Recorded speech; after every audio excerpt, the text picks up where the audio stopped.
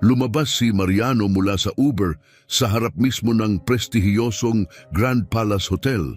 Suot niya ang isang checkered na kamiseta, kupas na maong, matibay na bota at isang klasikong sombrero. Sa kanyang kamay ay may hawak siyang lumang leather na maleta. Hindi siya pinansin ng mga staff ng hotel, parang hindi siya nakita. Sa front desk, mabilis siyang sinipat ni Manager Ricardo, puno ng paghamak ang kanyang tingin. Medyo mahal ang mga kwarto namin para sa isang katulad mo, ani Ricardo na may mapanghamak ng ngiti. At parang nang aasar pa, idinugtong pa niya, kung kayang-kaya mong bayaran kahit ang pinakamurang kwarto, ibibigay ko sa iyo ang suite. Isa yung publikong insulto, direkta at nakakahiya. Ang hindi alam ni Ricardo, mali ang taong pinili niyang maliitin. Sa loob lamang ng ilang minuto, mabubunyag kung sino talaga si Mariano at yayanigin nito ang buong hotel. Hindi maikakaila ang kaibahan ni Mariano sa ibang bisita. Ang mga dumating ay sakay ng magagara at mamahaling sasakyan, Mercedes, BMW, Audi. Suot ang mga Italia, nakasuotang pang-tailor at may dalang mamahaling designer na bagahe. Samantalang si Mariano ay pumasok na may kalmadong lakad, may ngiting puno ng tiwala at dala lamang ang isang lumang maleta. Ang kanyang kilos ay puno ng kumpiyansa, ang tahimik na lakas ng isang taong buo ang loob at may kapayapaan sa sarili. Sa loob ng engrandeng lobby, lahat ay sumisigaw ng karangyaan. Sa likod ng makinang na mahogany na counter, may 3 receptionist na nakauniporming elegante at may profesional na ngiti. Ngunit nang lumapit si Mariano, tila may nagbago sa hangin. Si Jennifer, ang pinakabatang receptionist, ay sumulyap sa kanyang katrabaho. Napalitan ng hindi komportabling ngiti ang kanyang profesional na anyo. Ang lalaking blonde sa tabi niya ay kunwaring abala sa mga papel. Mula sa kanyang opisina, lumabas si Ricardo, ang manager ng hotel, 42 taong gulang. Nakaayos ang buhok pa atras, perpektong gray na suit at igo na kasing kinis ng kanyang sapatos. Sa loob ng 15 taon sa mga high-end na hotel, inaakalang kayanan niyang kilatisin kung sino ang hindi nababagay. Sinipat niya si Mariano na parang barcode, tila naghahanap ng kapintasan. "Magandang hapon!" magalang na bati ni Mariano habang tinanggal ang sombrero. "Gusto ko sanang kumuha ng kwarto para sa 3 gabi." Pinilit ni Ricardo ang isang ngiti, ngunit hindi ito umabot sa kanyang mga mata. Isang ekspresyon na maraming beses nang nakita ni Mariano sa mga mamahaling tindahan, bangko at magarang restauran. Isang ngiting mapanghusga. "May reserbasyon ka ba?" malamig na tanong ni Ricardo. "Wala," tapat na sagot ni Mariano. "Kagagaling ko lang sa probinsya at umaasa akong makakuha ng kwarto ngayon." Napansin ng ibang mga bisita ang nangyayari. May babaeng elegante na bumulong sa kanyang asawa. Isang negosyanteng naka-navy suit ang tumingin mula sa kanyang telepono. Ang dating abalang reception area ay naging isang eksenang puno ng tensyon. Mabagal na nag-type si Ricardo. Tila ba bawat pindot ng keyboard ay dagdag sa kahihiyan ni Mariano. "Medyo mapili ang mga kwarto namin," ani Ricardo, at parang naging insulto ang bawat salita. "Mga suite lang ang available, 2,800 reais kada gabi." Binigkas niya ang presyo na tila ito'y isang hatol, umaasang uurong si Mariano, hihingi ng paumanhin o maiintindihang hindi siya nababagay. May ilang empleyadong lumapit interesado sa magiging kahihinatnan, ngunit nanatiling kalmado si Mariano, tumango na parang patas lang ang presyo. "Ayos lang," anya. "I-book mo ako ng 3 gabi." Napatigil si Ricardo sa gulat, bagamat saglit lang. Agad din itong napalitan ng mapagmataas ng ngiti. Yumuko siya ng bahagya, waring gustong ipakita kung sino ang mas makapangyarihan. "Alam mong kailangan namin ng garantiya," malakas niyang sabi. "Credit card, patunay ng kita." Tiniyak niyang narinig ito ng mga nakapaligid. "Ang mga kliyente namin ay may tiyak na pamantayan. Matatalas ang mga salita, tumahimik ang buong lobby, nawala ang mga bulungan. Ang sandali ay naging alanganin para sa lahat. Ramdam ni Ricardo ang mga matang nakatingin sa kanya, kaya't lalo pa siyang tumuligsa. Alam mo, aniniya na may mapanuyang ngiti, kung kaya mong bayaran ang pinakamurang kwarto, ia-upgrade kita sa suite. May mga napasinghap, isang babaeng may luxury na pitaka ang tinakpan ng bibig. Dalawang negosyante ang nagtinginan. Isang batang magkasintahan ang napatigil sa tapat ng elevator. Maging ang mga staff ay tila naiilang, ngunit walang nangahas na magsalita. Sobra na ang naging paghusga ni Ricardo. Mula tahimik na pagmamaliit ay ginawa na itong publikong kahihiyan. Ngunit imbes na pagsang-ayon, ang natanggap niya ay tahimik na pagkadismaya. Si Mariano, gayunpaman, ay nanatiling matatag. Ang kanyang mga mata ay nakatingin kay Ricardo, kalmado at buo ang loob. Walang galit, tanging kapayapaan ng isang taong kilala ang tunay na halaga. Magkano ang pinakamurang kwarto? Tanong niya kalmadong tinig.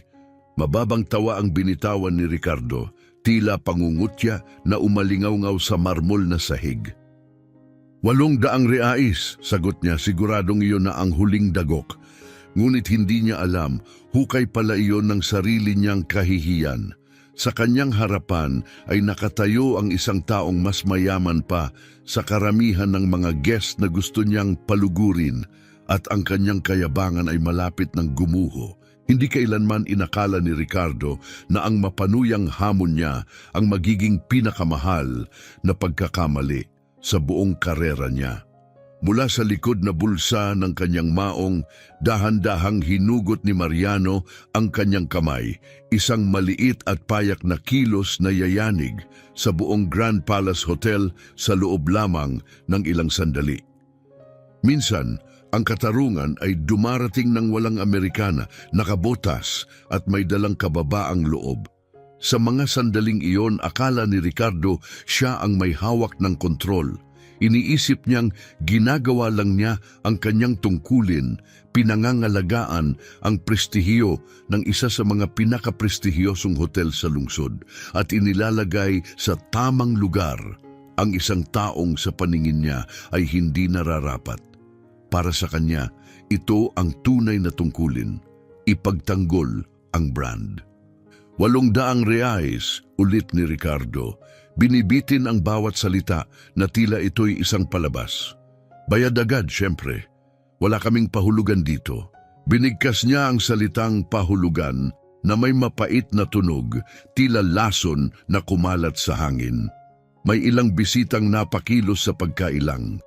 Isang babaeng negosyanteng blonde ang tumingin sa kanyang kasama at nagpalitan ng sulyap na nagsasabing medyo nakakailang na ito. Pero si Mariano ay nanatiling tahimik, hawak ang kanyang sombrero at nakatitig kay Ricardo, hindi sa galit, hindi sa takot. Kalmado at panatag ang kanyang tingin, lalo lamang nitong pinaigting ang inis ni Ricardo. Ayos lang, payak na sagot ni Mariano. Tinatanggap ko ang alok mo. Napakurap si Ricardo sa gulat. Ang inaasahan niya ay paghingi ng paumanhin, kahihiyan o mabilis na pag-atras. Hindi ang ganitong kalmado at matatag na tugon. Tinatanggap mo? Bahagyang nanginginig ang kanyang boses, unang palatandaan ng naguguluhang ego. Oh, kung kaya kong bayaran ng buo ngayon ng 800 reais, ibibigay mo sa akin ang suite ng libre. Yun ang sabi mo, hindi ba? Tahimik na ang buong lobby, tumigil sa ginagawa ang mga staff, ang mga bisita ay nakiling paharap, sinusundan ang tunay na dramang nagaganap sa kanilang harapan. Alam ni Ricardo na nawawala na sa kanya ang kontrol, ngunit sa dami ng nanonood, hindi na siya makakaatras. Perpekto, sagot niya na may pilit ng ngiti. Pero kung hindi mo mababayaran, kailangan mong umalis agad. At idinagdag pa, at pakiusap, gamitin mo ang service exit para hindi na lalo pang nakakahiya. Ang matalim na pananalita ay nagpalipad ng kilabot sa ilan. Isang matandang lalaki ang bumulong sa kanyang asawa. Grabe naman yang tao na yan, wala nang respeto. Ngunit si Ricardo, bulag sa sarili niyang ego, ay tuloy pa rin sa kanyang palabas. Hindi niya napapansin ang lumalakas na pag-ayaw ng mga nakapaligid. Tahimik na tumango si Mariano at lumakad papunta sa malapit na sofa. Maingat niyang inilapag ang kanyang lumang leather na maleta sa tabi. Ang simpleng kilos na iyon ay tila naging simula ng tensyon sa buong silid. Lahat ay naghintay ng susunod na mangyayari, tila isang showdown sa gitna ng araw. "Anong ginagawa mo?" tanong ni Ricardo. Ang boses ay mas mataas. May halong kaba. "Uupo lang," sagot ni Mariano habang komportable siyang naupo. "Kailangan ko lang ayusin ang ilang papeles." Sa unang pagkakataon, may kaunting pag-aalinlangan sa isip ni Ricardo. May pera nga kaya ang taong ito? Pero agad din niyang sinupil ang pagdududa. Imposible, bulong niya sa sarili. Galing lang sa Uber, naka-checkered shirt, naka-boots at may itsura ng taga-bukid. Hindi maaari. Samantala, binuksan ni Mariano ang kanyang maleta. Ang tunog ng zipper ay umalingaw-ngaw sa katahimikan ng lobby, parang senyas ng isang mahalagang pangyayari. Sa loob, maayos ang lahat. Ilang dokumento, mga maayos na nakatiklop na damit, isang maliit na leather na lalagyan at isang kayumangging sobre. Pinilit ni Ricardo na manatiling kalmado pero hindi maitago sa kanyang mga mata ang pagkabahala at pag-uusisa. Ano yang nasa sobre? Dahan-dahang kinuha ito ni Mariano at nagsimulang bilangin ang laman. Maingat niyang hinati sa maliliit na bunton sa ibabaw ng coffee table. Nagbibilang siya ng pera, bulong ng isang babae sa asawa. Agad na kumalat ang balita sa buong lobby. Tumigil ang mga usapan. Ang mga cellphone ay palihim na itinutok sa lalaking nagsusulat ngayon ng kasaysayan sa lobby. Naramdaman ni Ricardo ang pagbigat sa dibdib. Nanlalamig ang kanyang palad. Ngunit pinilit pa ring ipakitang siya ang may autoridad. "Hindi sapat ang pera lang," sigaw niya sa lobby, sinubukang bawiin ang kontrol. "Kailangan mo rin ng ID, tax number, patunay ng kita." Ngunit sa kauna-unahang pagkakataon, ngumiti si Mariano. Isang banayad, mainit na ngiti, parang ngiti ng isang ama na naaaliw sa kapilyuhan ng anak. Ang simpleng ngiti na iyon ang tuluyang nagpaliit kay Ricardo. "Huwag kang mag-alala, iho," malumanay na sagot ni Mariano. "Kumpleto ako sa lahat ng kailangan mo." Ang salitang iho na binigkas ng walang bahid ng panlalait ang siyang tuluyang nagpagulo kay Ricardo. Paano nananatiling kalmado ang taong ito? Bakit hindi siya nahihiya, hindi natatakot o nagagalit? Tumayo si Mariano at bumalik sa front desk. Hawak niya ang isang bungkos ng pera at isang lumang pitaka. Bawat hakbang niya ay parang tunog ng tambol, tila anunsyo ng isang pagbagsak. 800 reais, sabi niya, sabay patong ng pera sa counter na parang simpleng umiinom lang ng kape. Buong-buo at bilang na. Nagkaroon ng bulungan sa paligid. Nakatitig si Ricardo sa pera na para bang tutunawin nito ang counter. Unti-unting nababasag ang kanyang maskara ng kumpiyansa. Gumuho sa isang iglap ang plano ni Ricardo na pahiyain si Mariano, parang isang marupok na gusali na bumigay sa ilalim ng matinding presyon. Ngunit ang tunay na dagok sa kanyang pagmamataas ay hindi pa dumarating.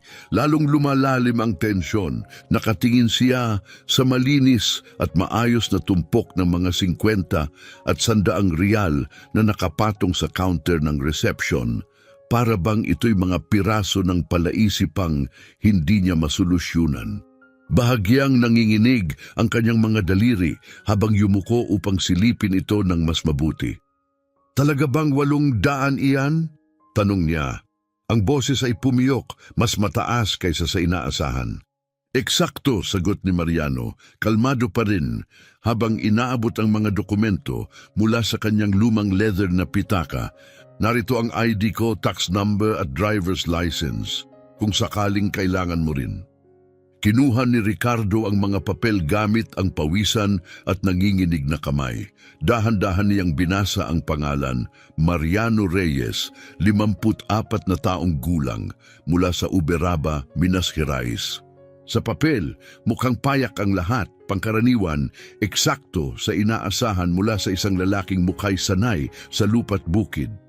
Ngunit ang pera sa counter ay nagsasabi ng kabaligtaran. Lumapit si Jennifer, ang receptionist, tahimik at puno ng pag-uusisa ang mukha. Ilang iba pang empleyado ang palihim ding lumapit, nais masaksihan ang nangyayaring tila palabas sa gitna ng lobby. Mula sa isang simpleng panunukso, ang eksena ay naging hindi inaasahang pangyayari. Tinangka ni Ricardo na muling kunin ang kontrol, kaya't itinanong niya, "Saan mo ba talaga nakuha ang perang yan?" Ang tanong ay parang latigong humiwa sa hangin. Ang mga bisita na dati ay nagkukunwaring walang pakialam, ngayon ay nakatutok na sa counter. Isang executive na babae ang ibinaba ang kanyang telepono. 2 negosyante ang napatigil sa pag-uusap. Maging ang mga taga-housekeeping ay huminto sa paglalakad. Sumagot si Mariano ng isa na namang banayad ng ngiti. Ama ang dating at lalong pinaliit si Ricardo sa kanyang kalooban. "Tapat na pera iyan, Anya, galing sa sarili kong pagsusumikap. At anong klasing trabaho ang sinasabi mo?" Balik ni Ricardo, desperado na, naghahanap ng kahit anong butas para mapawalang bisa ang sitwasyon at maibalik ang kanyang dignidad. "Isa akong magsasaka," payak na sagot ni Mariano. May ilang mahihinang tawa mula sa mga nakapaligid na bisita. Ramdam ni Ricardo ang tila pag-angat ng sarili, kaya't bahagyang gumaan ang loob. "Magsasaka, tama," panguuyam niyang tugon. "Baka nagbenta lang ng ilang baka at ngayoy akala mo'y sapat na para kumuha ng luxury suite." Inulit pa niya ang salitang magsasaka na may pangungutya, tila ginagawang biro. Sinubukan niyang muling buuin ang nawasak niyang kumpiyansa. At anong ginagawa ng isang magsasaka sa ganitong lugar? Ang insulto ay lantaran. Napatingin ang ilan sa paligid, halatang hindi komportable. Isang lalaking naka-tailored suit ang bumulong sa kanyang asawa tungkol sa kawalan ng respeto ng manager. Ngunit hindi pa rin tumigil si Ricardo, bulag na sa kayabangan. "Nandito ako para sa auction," sagot ni Mariano, payapa pa rin ang boses. "Anong auction?" tanong ni Ricardo puno ng pagdududa. "Yung Elite Breeder Auction, bukas yon dito mismo sa Convention Center." Napakunot ang noo ni Ricardo. Narinig na niya ang tungkol sa mga cattle auction pero inakala niyang iyon ay mga simpleng transaksyon sa probinsya. Hindi niya inakalang ganito kalaki ang saklaw. "At magkano naman ang balak mong gastusin sa auction na yan?" tanong niya, may halong panlalait. "Depende sa available," sagot ni Mariano, "pero sapat ang dala ko para mamuhunan sa ilang magagaling na breeder." "At magkano ang isa sa mga breeder na sinasabi mo?" Saglit na tumigil si Mariano, tila nagko-compute sa isip. "Iba-iba ang presyo, may 100,000. May umaabot ng 1,000,000, depende sa lahi." Parang dagundong ang epekto ng sinabi niya. Ang lobby, na kanina'y may mga mahihinang bulungan, ay biglang natahimik. Nanlaki ang mga mata. Unti-unting ibinaba ang mga telepono. Lahat ay nakatuon na ngayon kay Mariano. Napatawa si Ricardo, malakas at pilit. "Seryoso ka ba? Isang toro na nagkakahalaga ng 1,000,000? Elite Bulls, oo," sagot ni Mariano, tila ba simpleng katotohanan lang iyon. Ang pinakamagagaling ay umaabot sa matataas na presyo. "Plano mong bumili ng ilan?" Kung makatuwiran ng presyo, oo. Umiling si Ricardo parang hindi makapaniwala sa sinasabi. "Halika na," sabi niya sabay tawa ng patuya. "Dumating ka sakay ng Uber, nakadamit probinsya, at ngayon sinasabi mong may pera kang ipambibili ng mga baka?" Tinuro pa niya ang simpleng kasuotan ni Mariano, hayagang ipinakita ang kanyang pangmamata. Ang tensyon sa lobby ay halos sumabog na. Lahat ay tila alam na papunta ito sa isang mas matinding banggaan. Wala ni isa ang gustong palampasin ang susunod na mangyayari. Hindi ko naman hinihiling na paniwalaan mo ako, sagot ni Mariano. Kalmado pa rin, pero ngayon ay may halong autoridad sa boses. Ang gusto ko lang ay ang kwartong sinabi mong ibibigay mo. Lumapit si Ricardo, tinangkang magmukhang matapang. Makinig ka, magsasaka, sabi niya na may ngit-ngit. Ito ay isang kagalang-galang na establishmento. Para ito sa mga tunay na kliyente, yung may totoong yaman. Hindi kami nakikipaglaro sa mga kwento ng milyonaryong baka. Nagpalitan ng bulungan ang mga nasa paligid. Isang matandang babae ang umiling at bumulong sa asawa. Lumalagpas na siya sa tama. Ngunit si Ricardo ay hindi na nakikinig o marahil ay wala nang pakialam. Nilamon na siya ng sariling kayabangan. Hindi niya namamalayang nasa bingit na siya ng isang lubos na kahihiyan at isang pampublikong pagbagsak. Nandiyan ang pera, kalmadong sabi ni Mariano, sabay turo sa mga salaping nakalapag sa counter. Ikaw ang nagbigay ng alok at ang isang taong may dangal ay tumutupad sa salita. Taong may salita, tawa ni Ricardo, punong-puno ng pangungutya ang boses. Ang taong tapat ay hindi gumagawa ng kwento tungkol sa milyonaryong baka para lang makapagyabang. Ngunit pagkatapos, ginawa ni Mariano ang isang bagay na walang sinuman ang inaasahan. Lumakad siya pabalik sa kanyang maleta, mahinahong binuksan ito, naghanap ng ilang sandali, at bumalik na may hawak na simpleng lumang cellphone, halatang gamit na gamit, pero malinaw na gumagana. Maari bang makatawag muna ako? Magalang niyang tanong. Tatawag? Kanino? Tanong ni Ricardo, halatang may halong pagdududa at kaba. Sa accountant ko, baka makatulong siyang linawin ang ilang bagay. Nagatubili si Ricardo. Unti-unti nang nawawala sa kamay niya ang kontrol, ngunit sa harap ng buong lobby na nanonood, hindi na siya makakaatras. Itinulak na siya ng kanyang pride sa sulok. Sige, sagot niya sa pagitan ng ngipin, pero kapag lumabas na palabas lang lahat to, aalis ka agad. Tumango si Mariano ng may respeto, saka nagdial ng numero at inilagay ang cellphone sa speaker mode. Agad na sumagot ang isang lalaki. Magandang hapon, Mariano. Kumusta ang event? Magandang hapon, Dr. Roberto. Maayos naman, salamat. Pwede ba akong magtanong sandali tungkol sa bukas? Ang palitan ng pag-uusap na sumunod ay hindi makakalimutan ng sino man sa lobby.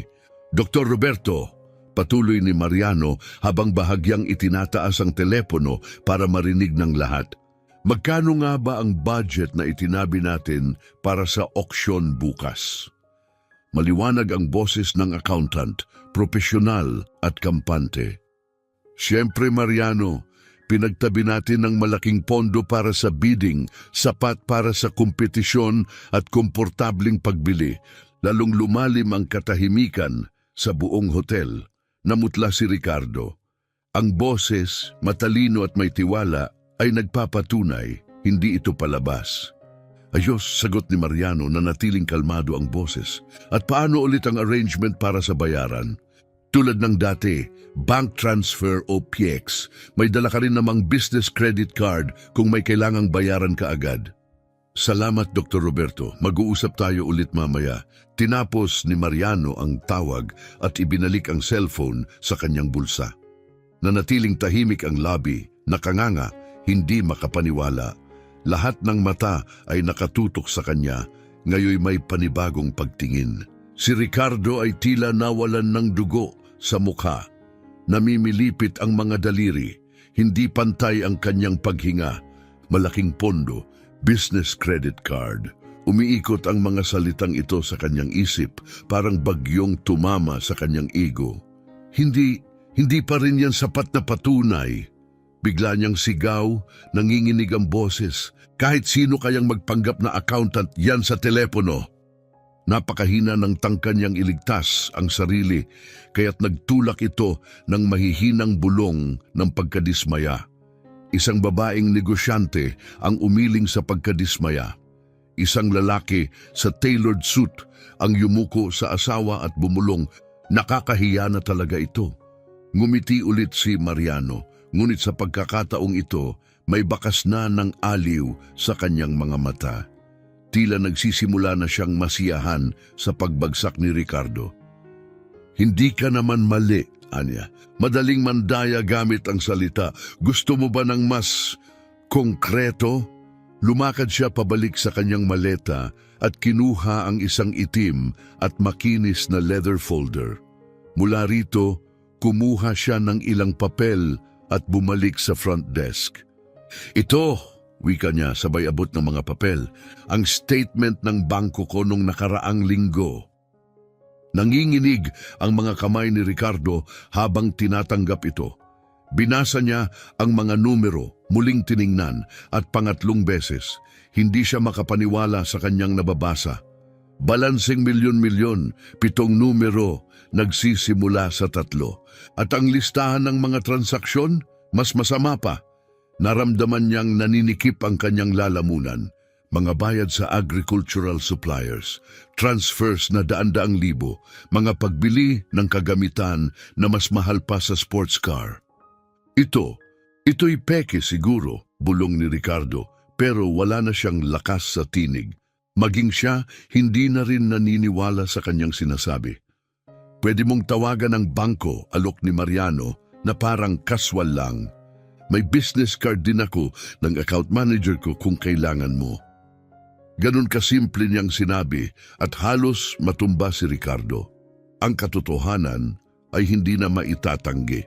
Ang kanyang kayabangan ang nagdala sa kanya sa isang napakasaklap na pampublikong kahihiyan. Nilingon niya ang paligid, ang lobby ay naging entablado at siya ang naging trahedyang karakter. Ang tingin ng mga bisita sa kanya ay hindi na pag-usisa, kundi awa at paghamak. Maging ang mga empleyado ay tila nagyeyelo sa pagkabigla, hindi makatingin. Sa mismong sandaling iyon, bumukas ang pinto at pumasok ang isang eleganteng magkasintahan. Ang lalaki ay nakasuot ng tailored Italian suit. Ang babae, naka-designer gown na halatang mamahalin. Lumapit sila patungong front desk, ngunit biglang tumigil, ramdam ang bigat ng tensyon sa hangin, parang usok na hindi makita ngunit hindi maikakaila. Ano ba talaga ang nangyayari rito?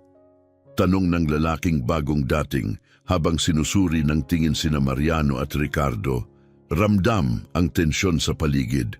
Namataan ni Ricardo ang pagkakataong muling makabawi ng dignidad. Kaunting hindi pagkakaintindihan lang, Dr. Ernesto. Mabilis niyang sagot, pilit ang ngiti. Walang nakaapekto sa kalidad ng aming serbisyo. Ngunit tumingin si Dr. Ernesto kay Mariano at biglang kumislap ang kanyang mga mata sa pagkakakilala. Sandali lang, Mariano Mendonca. Lumingon si Mariano sa pinanggalingan ng tinig at agad na napangiti, mainit at may pagkabigla. Dr. Ernesto, anong saya? Hindi ko inaasahang magkikita tayo rito. Nagyakapan silang parang matagal nang hindi nagkita. May palakpak sa likod at totoong halakhakan. Pinanood sila ni Ricardo na tila unti-unting lumulubog ang sikmura. Bawat segundo'y parang dagok sa kanya. Kumusta ang negosyo? Tanong ni Dr. Ernesto. Narinig kong malaki ang mga nabili mo nung huling auction sa São Paulo. May nakuha kaming ilang promising breeders, sagot ni Mariano mapagkumbaba. Malaki ang maitutulong ng genetics nila sa aming herd sa hinaharap. Tuluyang nawasak ang kumpiyansa ni Ricardo. Sa harapan niya ay hindi lamang isang ubod-yaman na lalaki, kundi isang iginagalang at hinahangaan ng kanyang pinakaimportanting bisita, ang parehong taong gusto pa niyang ipahiya sa harap ng lahat. Ikaw naman, balik ni Mariano, inaalagaan mo pa rin ba yung mga Arabian horses mo? Palagi, sagot ni Dr. Ernesto na may pagmamalaki. Sa katunayan, may bago akong batang kabayo na baka magustuhan mo. Anak siya ng isa sa aming pinakamahusay na stallions. Anong bloodline? Tanong ni Mariano, halatang interesado. Al-Rashid, naalala mo siya, hindi ba? Parang usapan ng matagal ng magkaibigan ang pag-uusap nila. Malalim, puno ng respeto, at bahagi ng isang mundong bihira ang makapasok. Bawat binanggit na pangalan, bawat detalye ay parang kutsilyong humihiwa sa ego ni Ricardo. Malinaw na labis niyang hinusgahan si Mariano. Maya-maya humarap si Dr. Ernesto kay Ricardo. Ang kanina'y magiliw na tono ay napalitan ng mariing autoridad. "Ricardo," matigas niyang sabi, "tiwala akong binigyan mo ng nararapat na paggalang ang kaibigan kong ito." Nanuyo ang lalamunan ni Ricardo. "Oo naman," pautal niyang sagot. "Inaayos lang po namin ang detalye ng kanyang reserbasyon." "Detalye?" tanong ni Dr. Ernesto, taas kilay. Bago pa lumala ang sitwasyon, sumingit si Mariano, laging kalmado. "Ayos lang, Ernesto," magaan niyang sabi. "May kaunting pustahan lang kami nitong binatang ito. Kung mababayaran ko ng buo ang 800 reais para sa basic na kwarto, ibibigay niya sa akin ang suite ng libre." Biglang lumingon si Dr. Ernesto kay Ricardo, puno ng paniniwala sa kanyang mata. "Nagpustahan ka kay Mariano Mendonça?" Ang paraan ng kanyang pagbigkas sa pangalan, mabagal, may bigat, ay parang isang titulo ng karangalan. Lalong lumalim ang pagbagsak ni Ricardo. Hindi ko po alam," bulong niya. "Hindi mo alam ang ano," balik ni Dr. Ernesto mariin. "Hindi mo alam na ang kausap mo ay isa sa pinakarespetadong cattle ranchers sa buong Brazil." Bawat salitang binibitawan ay tila maso na tumatama sa labi na lang ng natitirang pride ni Ricardo. Ang buong lobby ay tila nanonood ng isang trahedya. At si Ricardo, ang pangunahing karakter ng pagbagsak. Maingat na hinawakan ni Mariano ang balikat ng kaibigan, tila nais pakalmahin ang sitwasyon. "Di hayaan mo na, Ernesto. Ginagawa lang naman niya ang trabaho niya." Ngunit hindi pa tapos si Dr. Ernesto. Trabaho niya? Ang trabaho ba niya ay ang ipahiya ang tao base sa pananamit? Singhal niya. "Ricardo, alam mo ba talaga kung sino ang kausap mo?"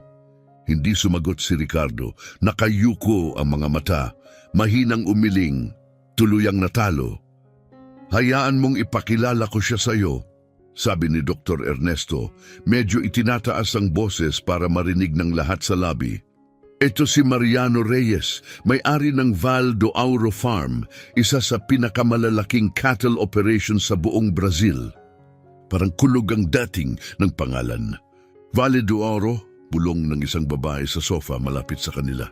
"Hindi ba iyon ang ranch na laging nasa agribusiness reports?"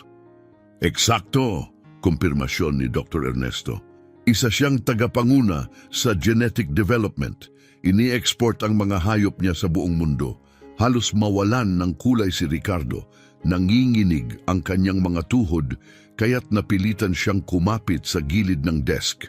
Parang dambuhalang alon ng katotohanan ang bumagsak sa kanya. "Narinig niyo na ba ang programang nilikha niya?" tanong ni Dr. Ernesto sa mga tao. Halatang batid niyang may tagapakinig siya. "Binago niya ang genetic makeup ng baka sa buong bansa. Nagbulungan ng mga bisita, isang executive ang agad naglabas ng cellphone at nag-search ng pangalan. Isang negosyante ang yumuko sa asawa't bumulong, Vale do Auro, parang pamilyar nga." "Hayaan mo na, Ernesto," muling pakumbabang, sabi ni Mariano, sabay kumpas ng kamay, halatang ayaw sa spotlight. "Hindi pwede," sagot ni Dr. Ernesto, determinadong ipaglaban ang kaibigan. "Ang mga teknik ng taong ito ay pinag-aaralan na sa mga unibersidad sa ibang bansa." Agad ang naging epekto. Maraming bisita ang napabitaw ng kanilang kape. Ang iba'y napatayo, tahimik na nakikinig. Ang executive na nagsisearch ay biglang napatingin at napausal. "O Diyos ko," bulong niya. Totoo, ang dami niyang artikulo online, parang bangungot ang nararamdaman ni Ricardo, isang bangungot na hindi niya matakasan. Internasyonal na pagkilala, siyentipikong tagumpay, global na prestihiyo, At sa huling 20 minuto, itinuring niya ang taong ito na parang impostor. Dr. Ernesto, maawa ka, muling sabat ni Mariano, halatang hindi komportable sa atensyon. Wala namang kailangan. May kailangan, singhal ni Dr. Ernesto, hindi na kayang itago ang galit. Kailangang malaman ng hotel na ito kung sino talaga ang kaharap nila. Si Ricardo, kitang-kitang takot at nawawala sa sarili, ay pilit na sinasagip ang natitirang dignidad. Hindi ko po alam kung nagpakilala lang sana agad ang Nagpakilala? Putol ni Dr. Ernesto, ang boses ay parang punyal na dumadaos-dos sa hangin. Ibig mong sabihin, kailangan pa bang ipahayag ng isang tao ang estado niya bago siya itrato ng may respeto? Anong klaseng lugar ang pinapatakbo mo? Parang sampal ang mga salita. Sa buong lobby, napalingon ang mga ulo, nanigas ang mga ekspresyon. Isang matandang babae ang dahan-dahang umiling, isang magarbong magkasintahan ang nagpalitan ng sulyap. Kitang binabawi na nila ang respeto sa hotel. Doon na lumapit ng marahan si receptionist Jennifer, halatang nag-aalangan. Mr. Ricardo, mahina niyang bulong, may isang ginoo po rito na nagsasabing kailangan niyang makausap agad si Mr. Mariano. Lumingon si Ricardo at nakita ang isang lalaki, nasa mga 40, mabilis na lumalapit. Nakasuot ng eleganteng suit, may dalang leather folder at lakad na may kumpiyansa ng isang taong sanay sa matitinding transaksyon. Mr. Mariano, magalang na bati ng lalaki, sabay tango. Ako po si Antonio Fernandez mula sa Fernandez at Associates Auctions. May ilang bagay lang po akong kailangang talakayin tungkol sa mga alagang ilalabas bukas. Mainit na sinalubong siya ni Mariano. Antonio, mabuti at narito ka. May problema ba sa event? Hindi naman talaga problema, sagot ni Antonio habang binubuksan ang folder. Pero may ilang alagang alam naming interesado ka na nakatanggap na ng mga early offers. Gusto lang naming ikaw ang maunang bigyan ng pagkakataong tanggapin bago sila ialok sa iba. Parang napigil ang hininga ng buong lobby. Early offers, pribilehiyong pagpili, lahat para kay Mariano. Anong klase ng presyo ang pinag-uusapan natin? Tanong ni Mariano, bahagyang tumitig ng seryoso. Mas mataas sa karaniwang market value, sagot ni Antonio, kalmadong-kalmado. May ilan na ang alok ay nasa multi-million range na. Hindi na nakatayo si Ricardo, nang hina ang tuhod at napaupo siya sa pinakamalapit na silya. Milyon. Si Mariano, ang taong tinawanan lang niya kanina, ay kalmadong pinag-uusapan ang pagbili ng mga hayop na may halagang milyon-milyon. Ang parehong taong tinawag niyang hindi bagay sa hotel. Kailangan ko pa ring makita ng personal ang mga hayop bago ako magpasya. Wika ni Mariano, mapanuri. Siyempre, tango ni Antonio, dito ka ba naka-check-in? Maaari kitang sunduin bukas para sa exhibition center. Lumingon si Mariano kay Ricardo. Ngayon ay halos wala na sa sarili sa likod ng counter. Inaayos pa namin ang ilang detalye sa hotel, sagot ni Mariano nang walang galit, pero malinaw. Nakita ni Antonio ang tingin ni Mariano. Agad niyang nakuha ang ibig sabihin. May problema ba, Mr. Mariano? Bago pa makasagot si Mariano, si Dr. Ernesto na ang sumagot. Meron. Ang manager na ito ay nakipagpustahan kay Mariano. Kung makakabayad siya ng 800 reais ng buo para sa basic room, ia-upgrade daw siya sa suite. Lumingon si Antonio kay Ricardo, hindi makapaniwala. Pustahan! Unti-unting ulit niya para siguraduhing tama ang narinig. Nakipagpustahan ka kay Mariano Mendonça. Napatawa si Antonio, isang maikling tawang may halong pagkadismaya.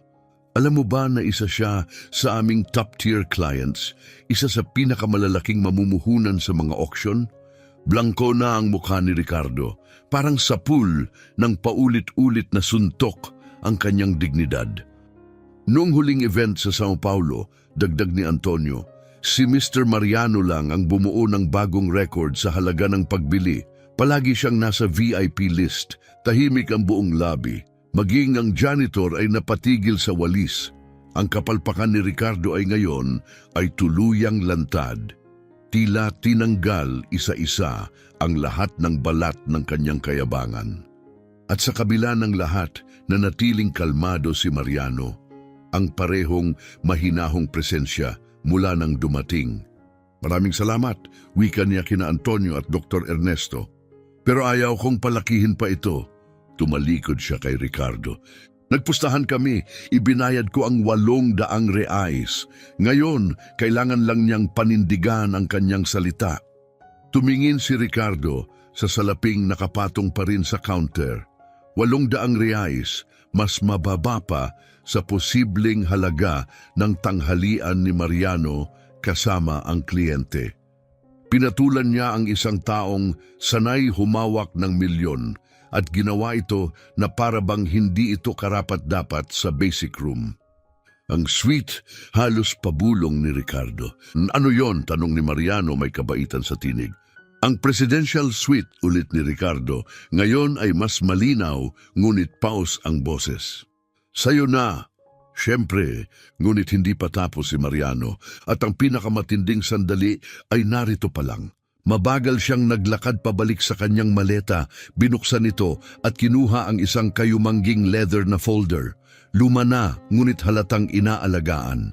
Natahimik muli ang buong silid. Lahat ng bisita, lahat ng empleyado ay nakatingin sa kanya na parang nanonood ng huling eksena ng isang matinding dula. Bago ko tanggapin ang suite, sabi ni Mariano, bumalik sa harap ng counter.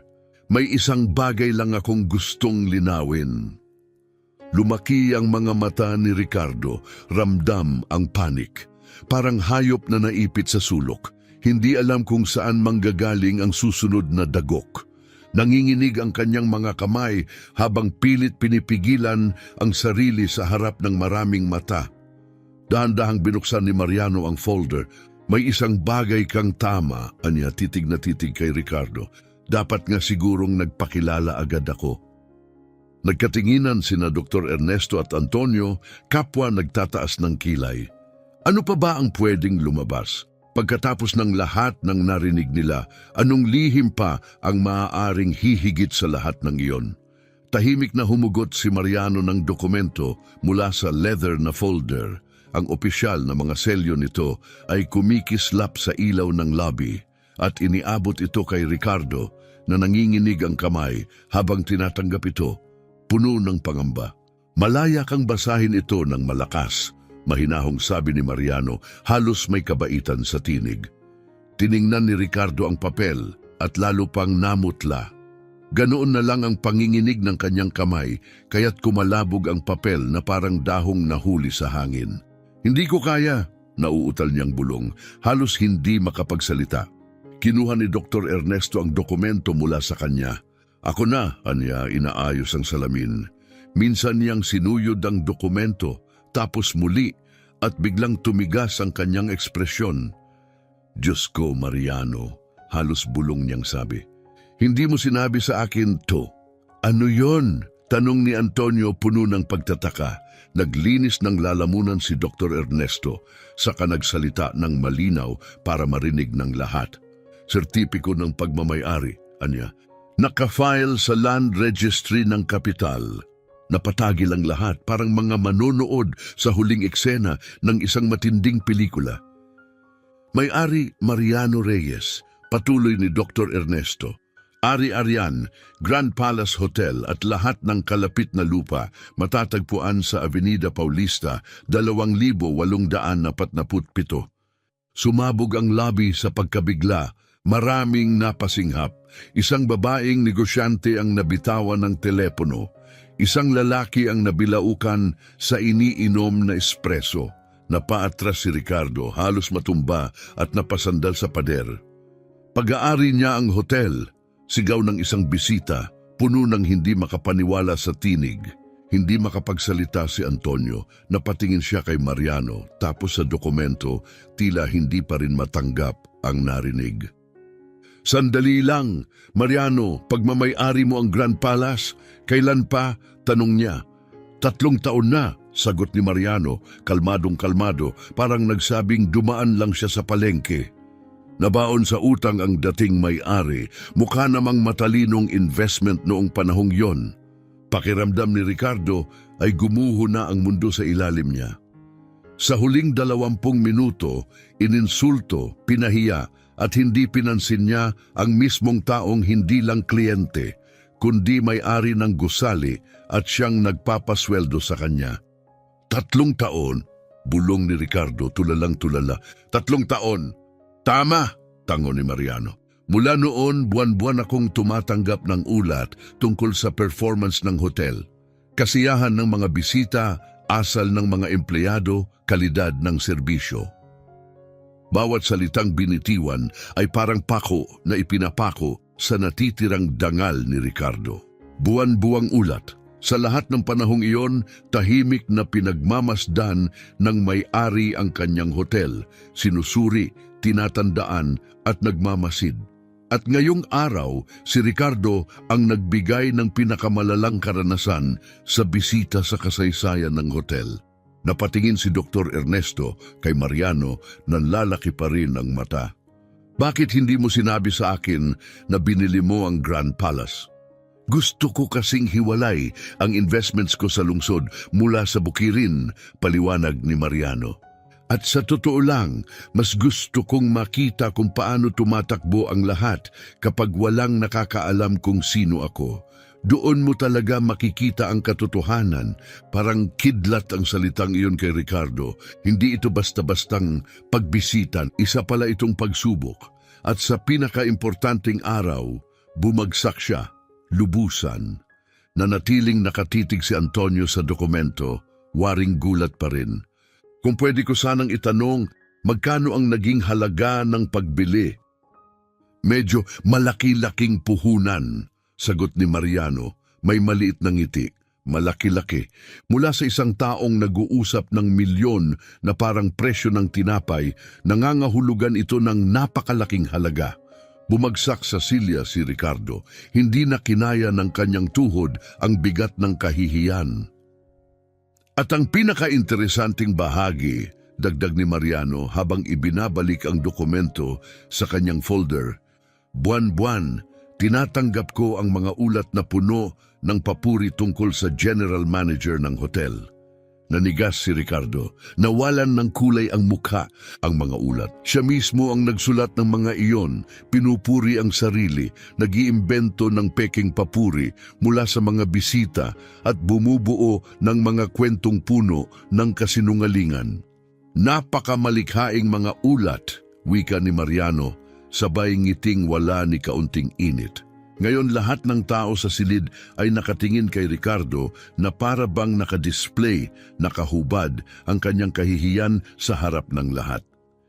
Hindi lang niya tinrato ng masama ang isang kliyente, tinrato niya ng may pangmamaliit ang sariling amo habang gumagawa ng isang web ng kasinungalingan tungkol sa kanyang kagalingan.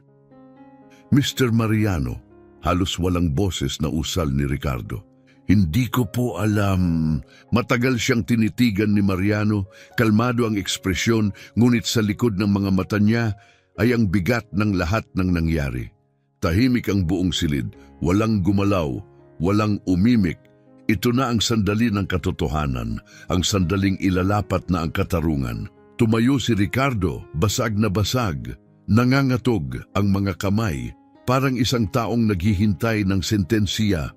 Maingat na lumakad si Mariano palapit sa counter at ang bawat yapak ng sapatos niya sa marmol ay parang kampanilyang dahan-dahang tumutunog. Nang humarap siya kay Ricardo, kalmado ang kanyang tinig, matatag, mahinahon, bawat salita ay sinukat. Ricardo, aniya, 3 taon na mula nang naging akin ang hotel na ito at may pangarap ako noon. Gusto kong lumikha ng isang lugar, panimula ni Mariano, matatag at taos-puso ang tinig, kung saan bawat tao, anuman ang suot o pinanggalingan, ay itinuturing na may dignidad at respeto.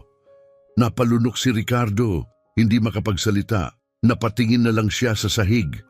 Ikaw ang pinili kong kunin, patuloy ni Mariano, dahil naniwala akong may kakayahan ka para sa posisyong yon.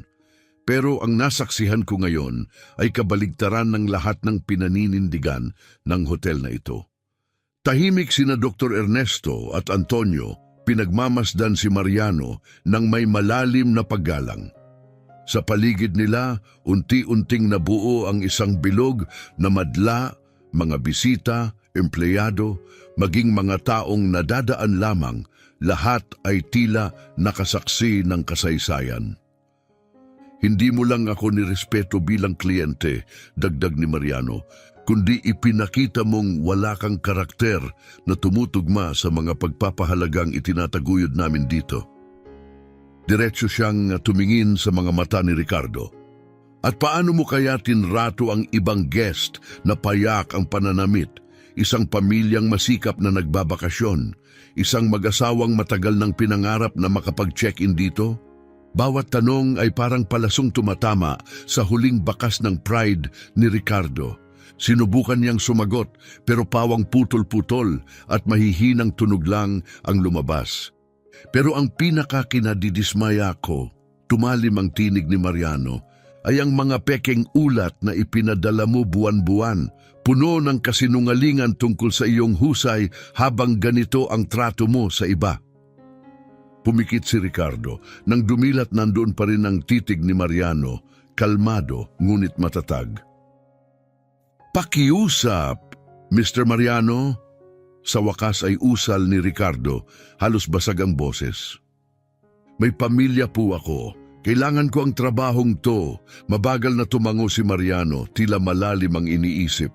Alam kong may pamilya ka, Ricardo, at dahil dyan, binibigyan kita ng isa pang pagkakataon. Napabulong sa lobby ang mga tao. Napakurap si Ricardo, tila hindi sigurado kung tama ang dinig niya. Isang pagkakataon, halos pabulong niyang ulit. Oo, sagot ni Mariano. Ililipat ka sa farm namin sa Uberaba. Magtatrabaho ka bilang administrative assistant, may katumbas na sahod. Doon mo matututunan ng kababaang loob, tunay na trabaho, at kung paano igalang ang lahat, anuman ang hitsura nila. Isang parusa, ngunit may layunin. Isang pagbagsak, ngunit may pag-asa. At kung matapos ang isang taon, ay makita naming talagang nagbago ka, dagdag ni Mariano. Pag-uusapan natin ang pagbabalik mo sa hotel industry, pero sa papel na para maglingkod, hindi para manghusga. Napuno ng luha ang mata ni Ricardo. Tumango siya, nababalot ng emosyon. Opo, sir. Maraming salamat po. Sa isa pang pagkakataon, lumingon si Mariano kay Jennifer, ang batang receptionist na nanatiling tahimik sa buong eksena. Jennifer, simula ngayon, ikaw muna ang acting manager, sabi ni Mariano. Napansin kong nanatili kang magalang kahit sa mahirap na sitwasyon.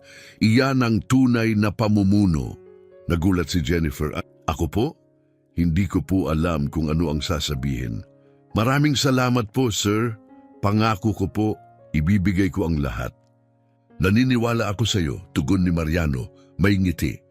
At ang una mong polisiya, simula ngayon, lahat ng bisita ay itatrato ng pantay-pantay, anuman ang suot nila, anuman ang pinanggalingan nila.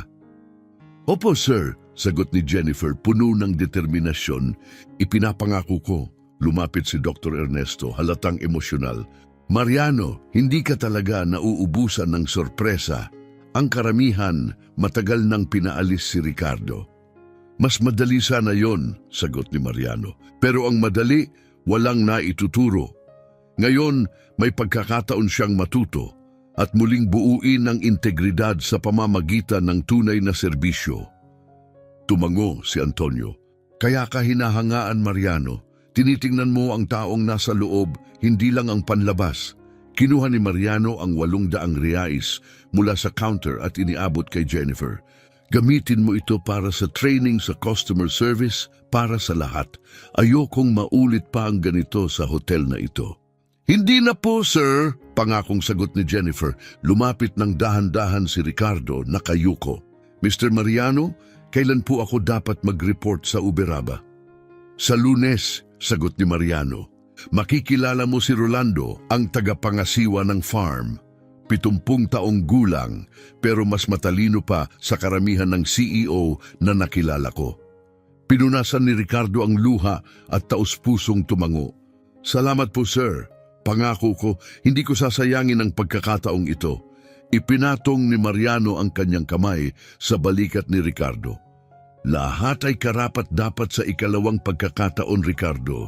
Nasa iyo na ngayon kung paano mo ito gagamitin. Lumingon si Dr. Ernesto sa paligid sa kahinarapang lahat. Mga Ginoo at ginang, wika niya na may ngiti.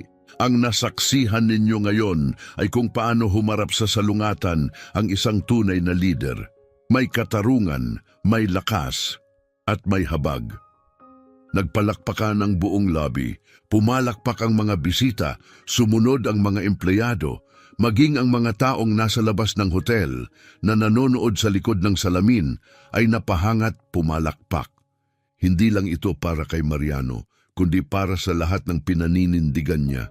Tahimik na isinuot ni Mariano muli ang kanyang sombrero, kinuha ang kanyang lumang maleta at tumingin kina Antonio at Dr. Ernesto.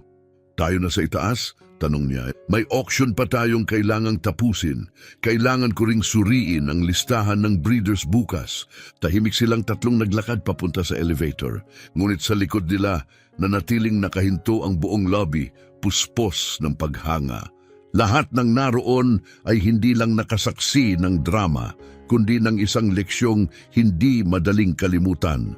Si Mariano ay nagdala ng hustisya na may karunungan, hindi paghihiganti. Disiplina na may layunin, pagwawasto na may puso, at sa paggawa niya nito, pinaalala ng mapagpakumbabang lalaking ito ang isang makapangyarihang katotohanan. Ang tunay na kayamanan ay hindi sinusukat sa pera kundi sa paraan ng pagtrato mo sa kapwa, lalo na kapag wala kang mapapala. Dahil ang karakter hindi nabibili. Ito'y itinatayo sa bawat desisyon, bawat pagkilos at bawat kabutihang loob. Ikaw ba'y naranasang maliitin o husgahan agad? Ikwento sa amin sa comments kung anong damdamin ang dulot ng kwentong ito. Kung tumimo sa puso mo ang mensahe ni Mariano, ilike mo ito at ishare sa isang taong kailangang makarinig nito. Hanggang sa muli, tratuhin ang iba sa paraang gusto mong itrato ka.